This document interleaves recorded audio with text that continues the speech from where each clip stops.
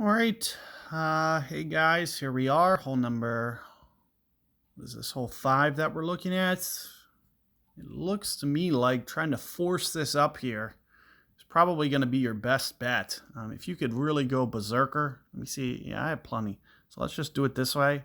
I do think forcing this up here is going to make things a little bit better. Let's see what this looks like in terms of the hops. Probably going to go extra mile just to get a little bit extra of that carry. We should have a couple extra yards, may need it. As you can see, very tight here. So I'm thinking 6, 7 rings, maybe some curl back here, something along this.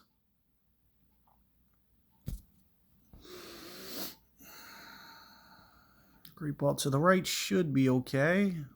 Ooh, so not enough. Unbelievable. So it does look like I'm probably pulling to lower ground. I figured it was going to be okay because I really didn't think this wind was pointed that like even really into the face at all. But it appears that it is slightly. So that's going to be more of an APOC 6 type shot, APOC 5 to get over that way. But I do recommend, if we can get it over here, we're going to give ourselves a very straight wind needle. So that's what we're going to do. I'm, considering that you may not be able to get over there with a puck 2, I'm probably just going to end up pitching, I guess, just pitch over here. So we at least don't waste this guide. Because I don't want to pitch it up to where you can't get apocalypse. So it would be much better for you to go KM ball and just kind of, you may not even want to thread this needle, to be honest. If you can just kind of, just kind of get it to right here where you're not forcing the envelope too much right before it gets to this bottleneck. So that way you don't great ball it into the rough. So, I'm just going to kind of lay it back here kind of before that bottleneck because I want to kind of encourage you guys, especially with the lesser clubs, to kind of stay on this side of that bump. Now, typically, you'd probably want to have a KM ball because it's going to be a lot easier to hole than going with this.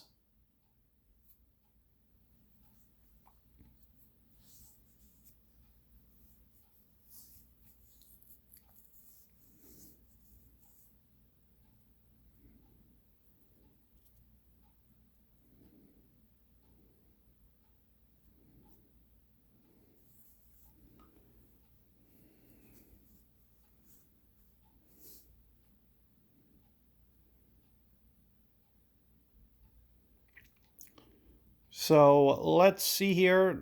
You'll see, my wind effect here is going to be just a little bit higher because we're not going to have that much wind reduction. So I'm going to have to play this just a little bit differently than what you do typically with say like a KM ball. So here you can see we're close to the max line, 4 and 6. I'm thinking somewhere around here, 2 backspin. You don't want to crank that up too much. But we're going to need some kind of overplay. So typically, I'm thinking, 1.9 per ring, somewhere in that ballpark. But I'm going to go at least probably 1.5 per ring, a substantial overplay. But 1.5, we're looking at 7 rings. I'm going to go at least 7, maybe just a hint more. Keep in mind that I was aimed right at the hole. Was that 7.7? Let's try 7.7 rings and just see what this looks like. Which is, as I mentioned, a severe amount of overplay here. It's because of wind effect. So you can see even at 7.7 rings, we're still light. Probably by about 0.2 rings. It was very close. The adjustment was almost there. It was almost essentially like a full 8 there. Keep in mind with a Kingmaker ball, it might come in slightly, but it's not going to come in dramatically. So, what I just adjusted may have been just a tiny bit too much. If I was to adjust that much on, say, a 7 wind, it was probably too much. Like in terms of whatever that is, wind per ring. Like it was 8 rings, 10.5, which should convert to about 1.3 per ring. So at 1.3 per ring, it's probably too much on a Kingmaker. It's probably more like 1.4 per ring to 1.5, maybe even 1.5, because you'll need less wind effect because the wind's so much smaller. So hopefully that makes some sense to you guys. Also pay attention to where you are compared to the max club. I was probably I think I was starting at about +1, which is very close to the max. It's typically about 4 yards from like a max KM or something.